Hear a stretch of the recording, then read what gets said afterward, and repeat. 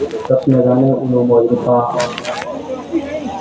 سرفروشی کی تمنا رکھنے والے مسلمانوں، السلام علیکم ورحمۃ اللہ وبرکاتہ۔ وعلیکم السلام ورحمۃ اللہ وبرکاتہ۔ الحمدللہ الحمدللہ الذی خلق الانسان وانتقلہ اللسان وعلمہ البیان والصلاة والسلام علی حبیب الرحمن وعلی آلہ واصحابہ المستعان، اما بعد فاعوذ باللہ من الشیطان الرجیم، بسم اللہ الرحمن الرحیم۔ قال لم یزل غفار فی القرآن المجید والفرقان الحمید۔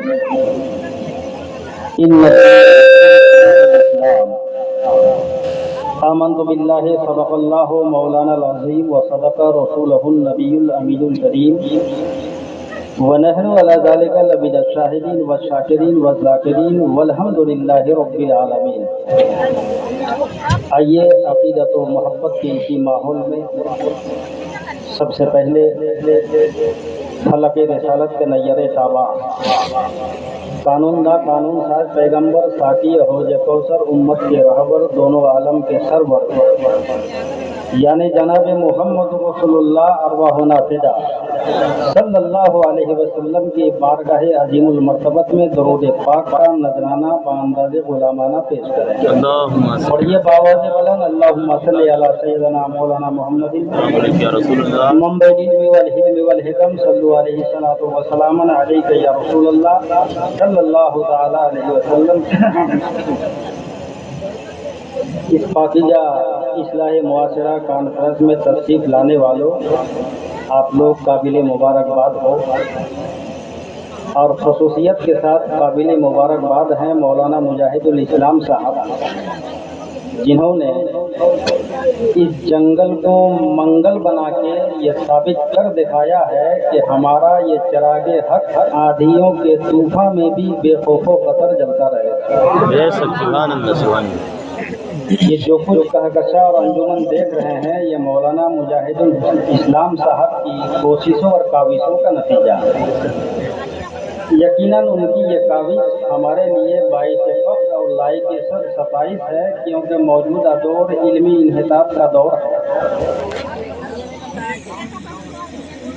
اور ہمارے بغل میں خطیب اعظم ہندوستان حضرت علامہ مولانا توفیق عالم صاحب، جو کہ صاحب زبان و ادب بھی ہے، صاحب فہم و فراست بھی ہے، اور شہنشاہ ترنم مولانا عابد شمسی صاحب، جن سے نعت مصطفیٰ ان کی مترنم آواز میں آپ حضرت سماعت فرما رہے تھے۔ معمار قوم علی جناب محمد نفیس احمد صاحب، نباز قوم صدر اعلیٰ علی جناب محمد غیاث الدین عرف ببلو بھائی گھوگھر ریوا۔ دو چار آثار کے ذریعے پہلے آپ کی ذہنیت اور اچھی سماعتوں کا امتحان لے لوں، پھر آگے بڑھوں۔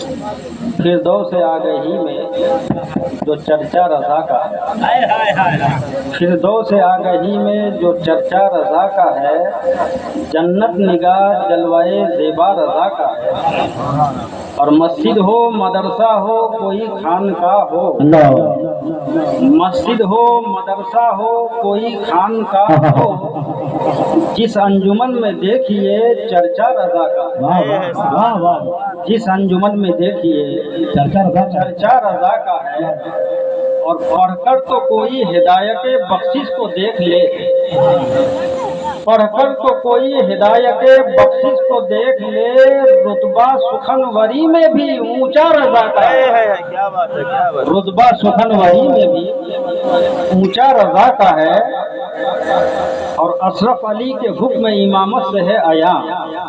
مولوی اشرف علی تھانوی نے کہا تھا کہ اگر مجھے مولانا امام احمد رضا خان فاضل بریلوی کی ابتدا میں نماز پڑھنے کا موقع مل جائے تو میں اپنے نصیبے پہ فخر کروں گا۔ اس کو تحت میں رکھتے ہوئے ذرا شعر سنیں